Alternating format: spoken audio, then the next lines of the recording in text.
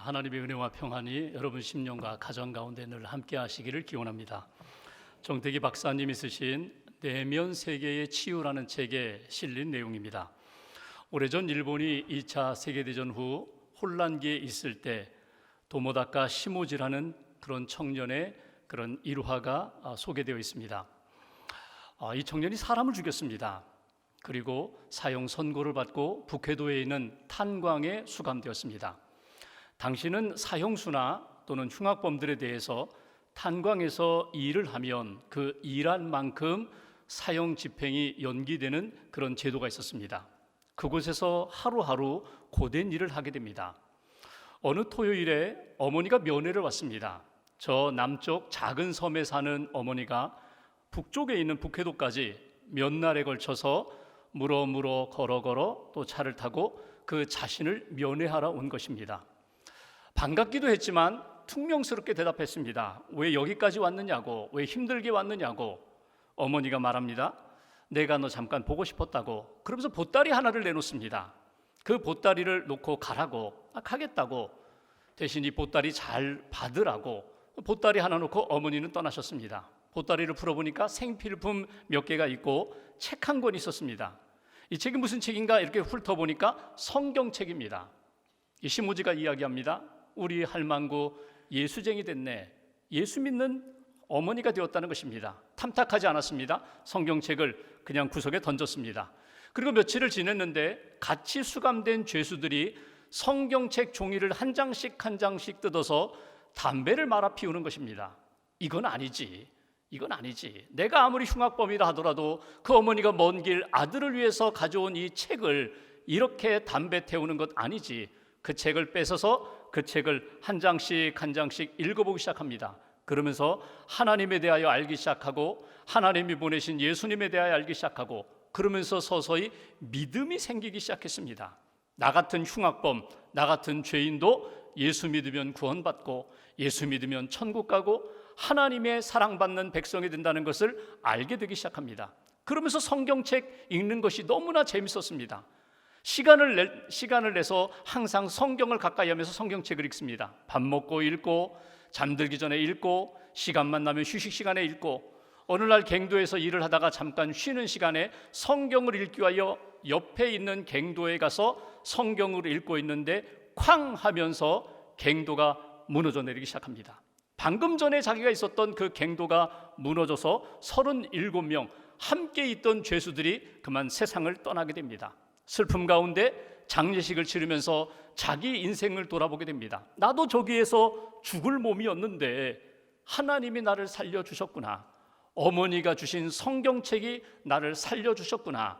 믿음으로 고백을 합니다. 그리고 남은 생에 며칠을 살지 모르지만 이렇게 살아서는 안 된다. 잘 살아야겠다. 바르게 살아야겠다. 그러면서 살다 보니까 모범수가 되고 또 특별 사면을 받아서 세상에 나오게 됩니다. 내가 이 땅에서 새 생명을 얻고 구원 얻었는데 은혜 받은 자답게 살아야지.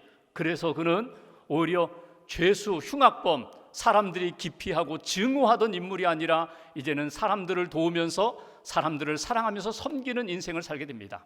고아원을 6개 세우고 중고등학교를 6개 설립하고 그러면서 교육자가 되고 또 사회사업가로서 남은 인생 77년을 살아가게 되었다는 것입니다.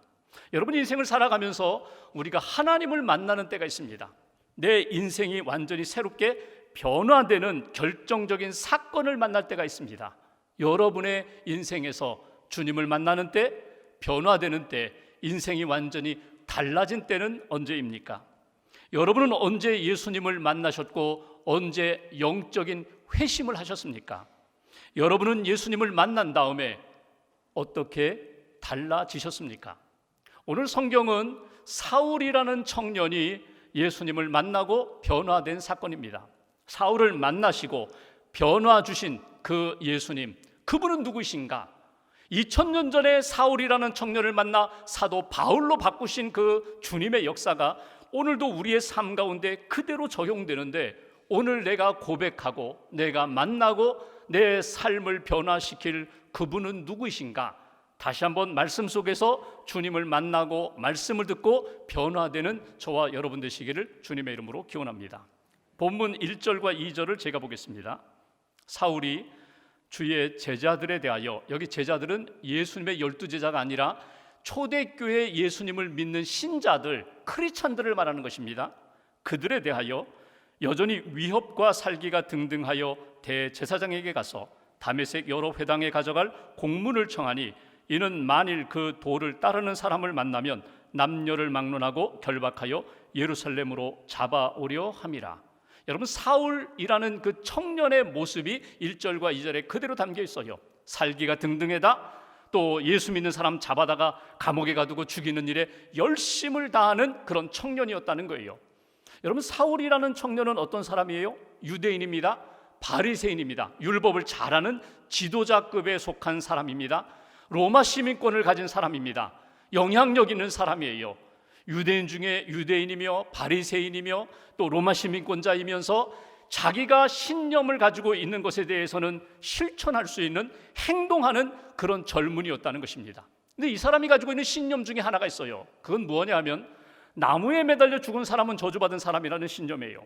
이건 물론 구약에 나오는 말씀에 대한 그런 이해이기도 하지만, 나무에 매달려 죽은 사람은 저주받은 사람이야, 이런 생각에 나무 십자가에 매달려 죽은 예수는 결코 구원자가 될 수 없다, 의로운 사람이 될 수 없다, 그는 저주받은 인생이다, 이렇게 예수에 대한 생각을 가지고 있었다는 것입니다. 그러니까 예수가 탐탁하지 않아요. 예수는 결코 하나님의 아들도 될 수 없고 구세주도 될 수 없어요.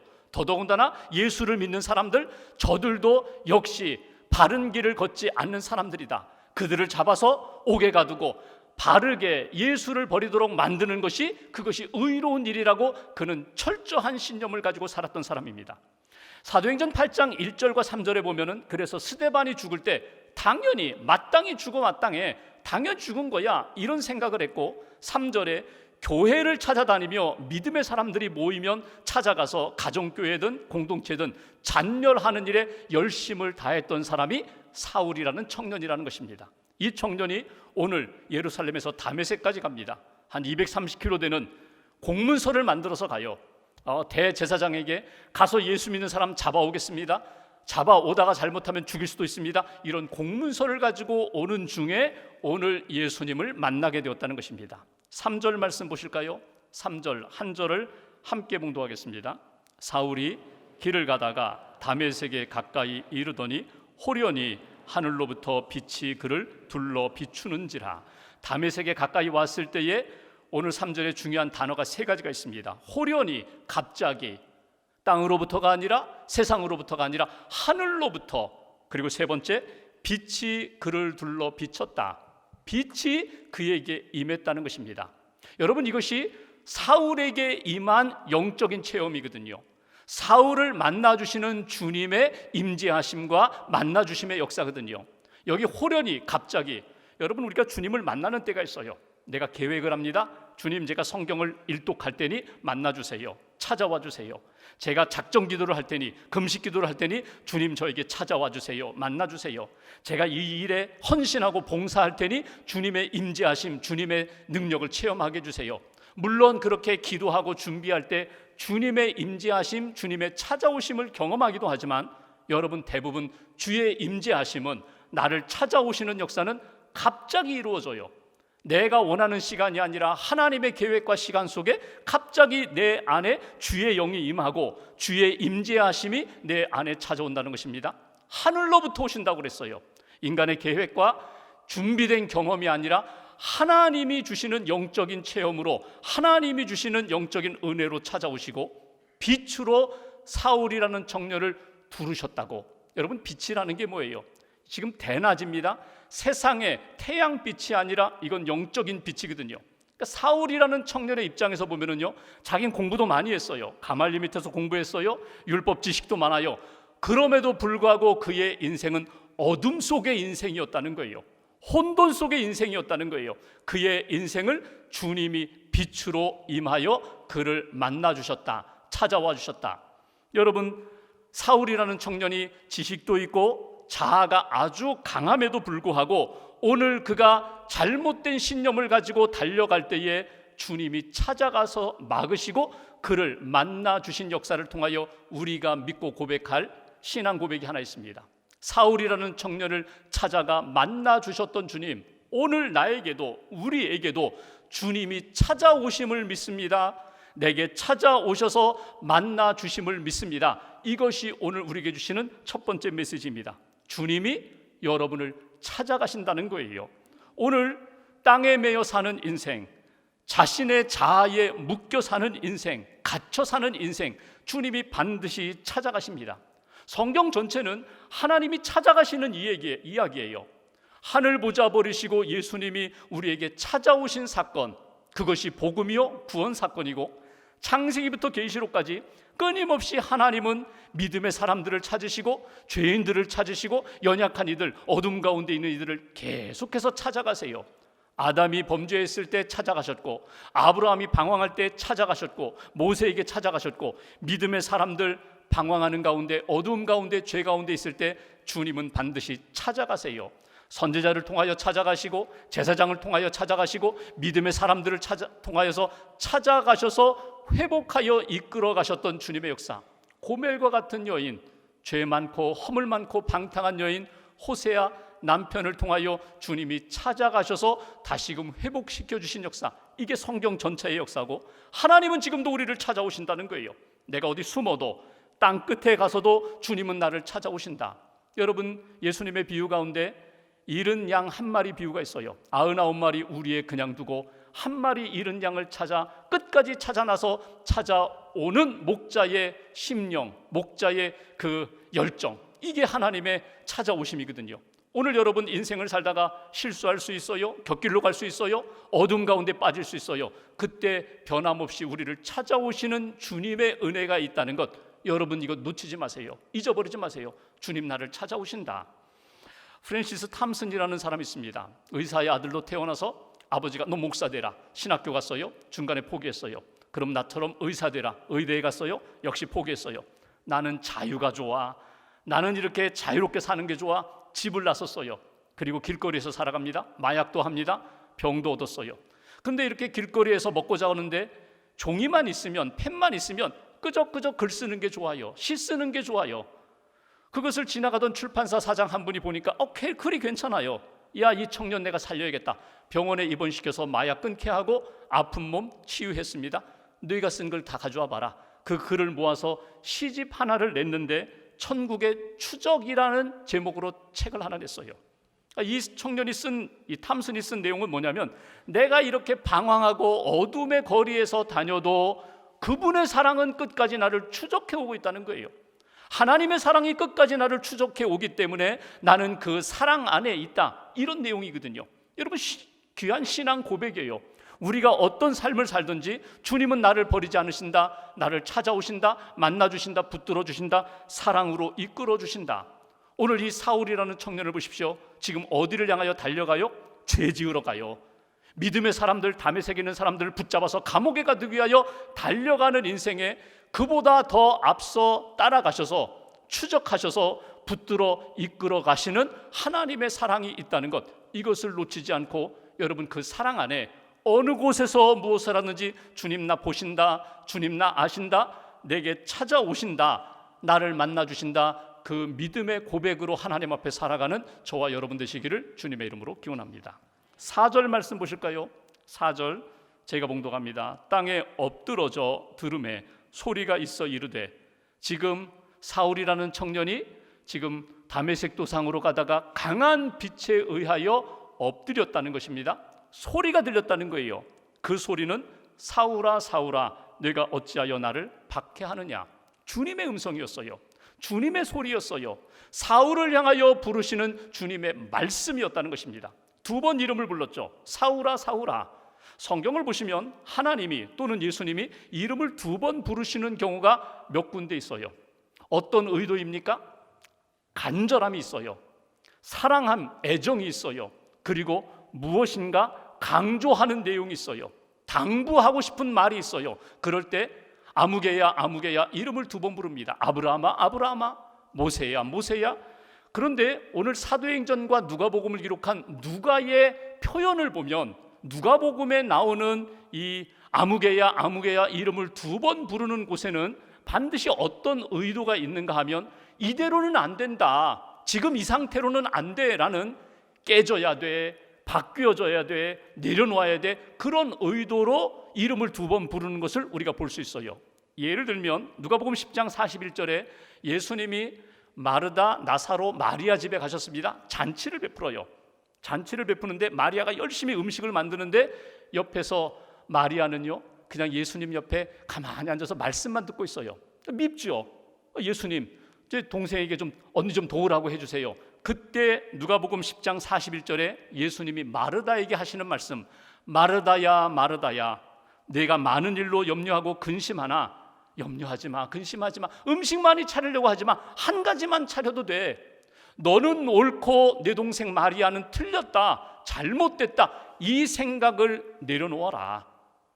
내가 가지고 있는 이 생각이 반드시 옳은 것이 아니야. 지금은 음식 만들 때지 말씀 들을 때가 아니야. 이 생각 깨뜨려 내려놓아. 이때 주신 말씀이 마르다야 마르다야. 또한 누가복음 22장 31절에 보면은 베드로에게 이번에 말씀하세요. 너희가 나 부인하고 다 도망갈 거야, 떠날 거야? 그랬더니 베드로가 주님, 저는 안 떠납니다. 다른 제자는 도망가도 저는 안 떠나갑니다. 저는 부인하지 않겠습니다. 그때 예수님이 베드로에게 이렇게 말씀하세요. 시몬아 시몬아, 시몬아 시몬아, 너 너무 자만하지 말아라.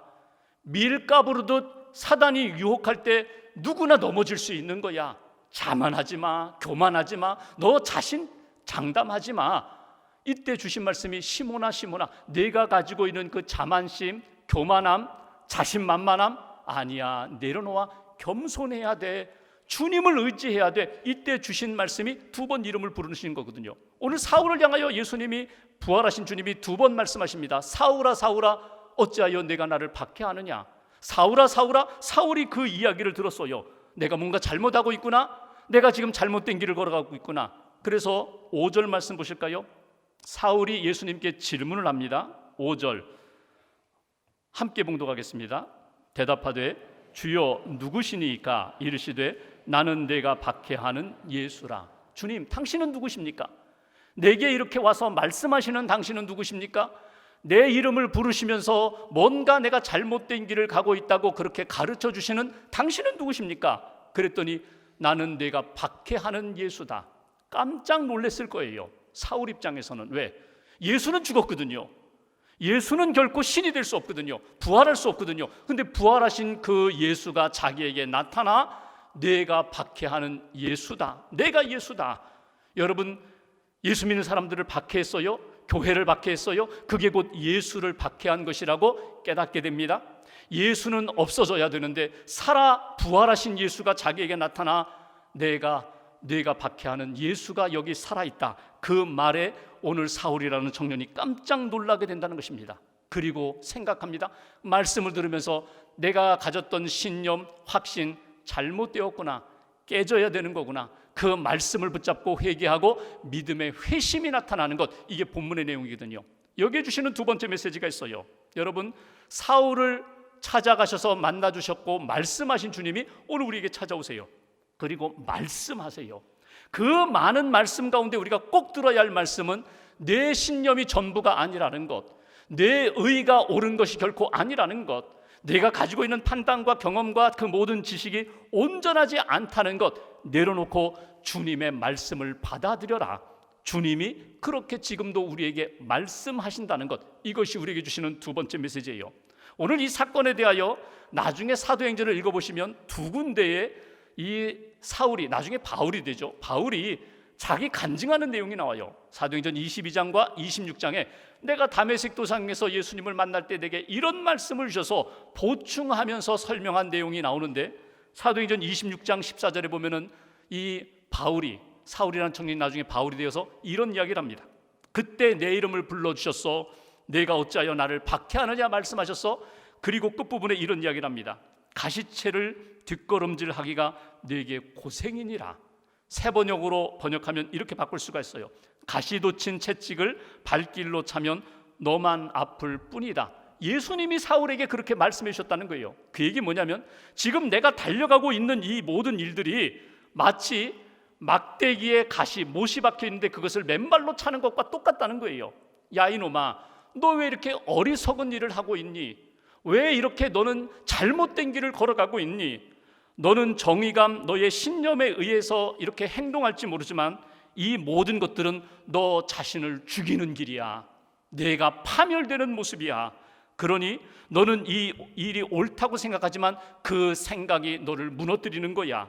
너의 주장이 너를 망가뜨리고 그리고 너의 고집과 철학이 너를 다치게 하는 거야. 예수님이 자기에게 그 말씀을 주셨다는 거예요.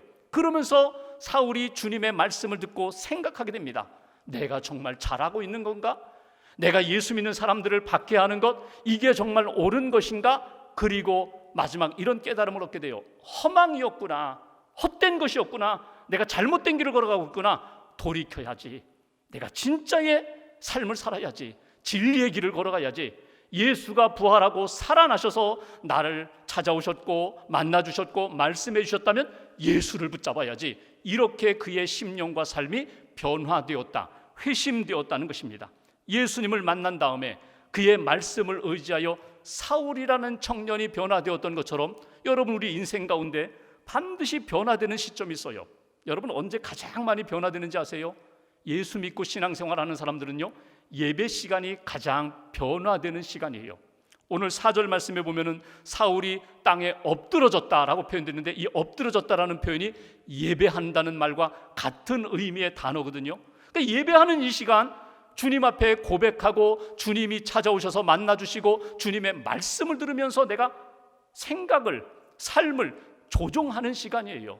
마치 여러분 조율하듯이, 튜닝하듯이 내가 잘못된 음을 계속 내고 있어요.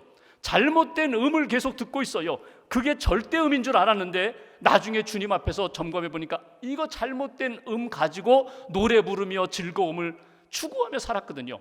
주님 앞에 조정하는 거예요. 아, 내가 잘못된 기준을 가지고 살았구나, 잘못된 중심을 가지고 살았구나, 진리에서 벗어났구나. 내 생각을 깨뜨리고 내려놓고 주님 앞에서 주님이 기뻐하시는 기준으로 살아가는 인생으로 바뀌는 시간, 주님의 말씀이 임할 때, 성령의 감동이 임할 때 우리의 삶이 그렇게 변화된다는 것입니다. 한 가지만 더 볼까요? 6절 말씀 보십시오. 6절 한 절 같이 봉독합니다.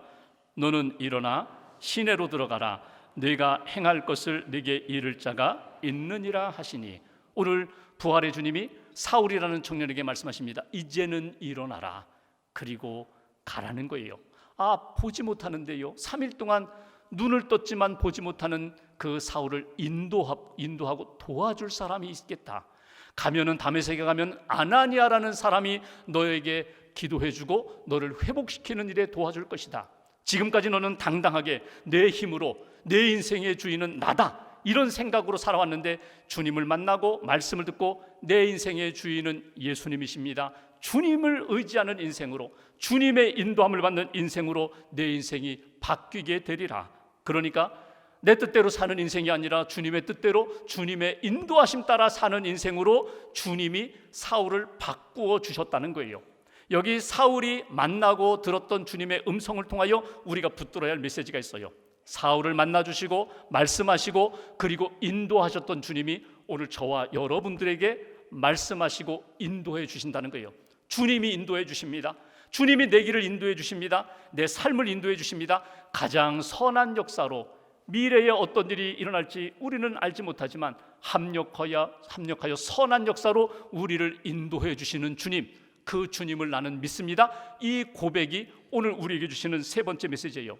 오늘 이 사건에 대하여 사도행전 22장 10절에 보면은 사울이 예수님께 이런 질문을 합니다.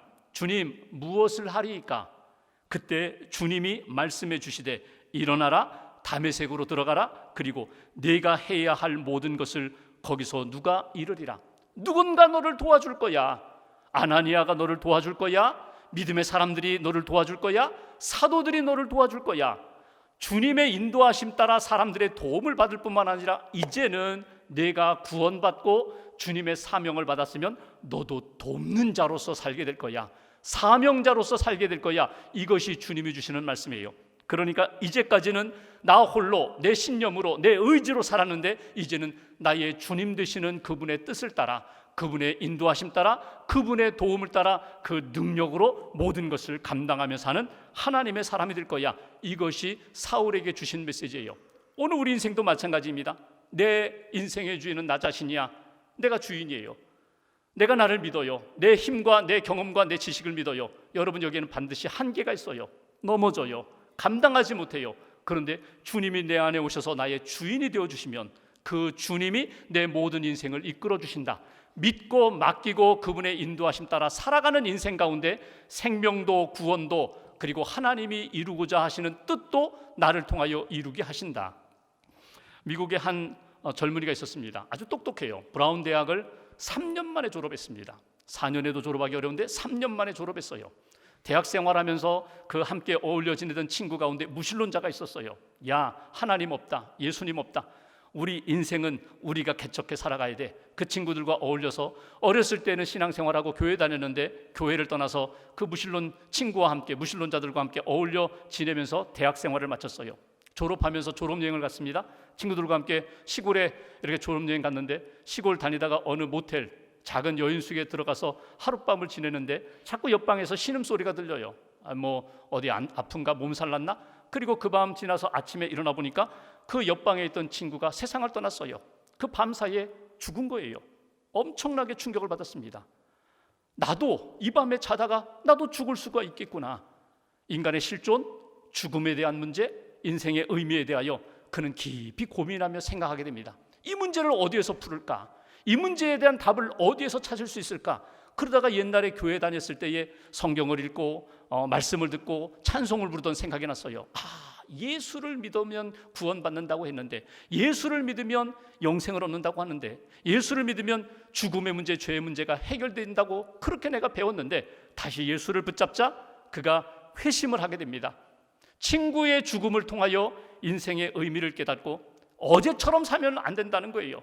어제처럼 더 살 수 없다는 거예요. 내가 주님 안에서 새 생명으로 살아야지. 그가 마음에 결심을 하고 그리고 다시 공부하고 신학하고 그 다음에 아시아의 그 복음을 듣지 못하는 나라에 선교사로 나가게 됩니다. 처음에 가니까 아무도 믿는 사람이 없어요. 그가 일생 동안 복음을 전하고 나중에 그가 세상을 떠날 때 그 땅에 21만 명의 크리스찬들이 일어났어요. 그 나라가 바로 버마, 지금은 미얀마라고 하죠. 그 버마에서의 선교 사역을 이룬 최초의 선교사입니다. 아도니람 저드슨 선교사. 여러분, 인생을 살아갈 때에 하나님이 내게 훅 들어오실 때가 있어요. 말씀으로 들어오시고 사건으로 들어오시고 고난으로 들어오시고 때로는 슬픔으로 들어오실 때가 있어요. 주님이 나를 찾아오신 거예요. 여러분, 거부하지 마십시오. 주님이 내게 찾아오셔서 말씀하시고 그리고 나로 붙들어 주시고 인도하시는 하나님의 역사가 반드시 있어요. 주님을 만나세요. 주님의 말씀을 받아들이세요. 주님을 영접하세요. 그리고 그분께 여러분의 인생을 맡기세요. 오늘도 내일도 내가 주님께 맡깁니다. 시간을 맡깁니다. 내 인생의 모든 계획을 주님께 맡깁니다. 선한 역사로 생명의 길로 인도해달라고 맡길 때에 사울이라는 청년을 찾아가 만나주시고 말씀하시고 인도하셨던 주님이 오늘 저와 여러분들 남은 인생을 이끌어주시고 한 주간도 여러분 좀 불안한 것이 있잖아요. 두려운 것이 있잖아요. 문제가 해결되지 않아서 답답한 것 있잖아요. 주님께 맡기고 주의 인도하심 따라 새롭게 변화되고 문제 해결받는 그런 은혜의 역사가 있기를 주님의 이름으로 간절히 기원합니다. 기도하겠습니다.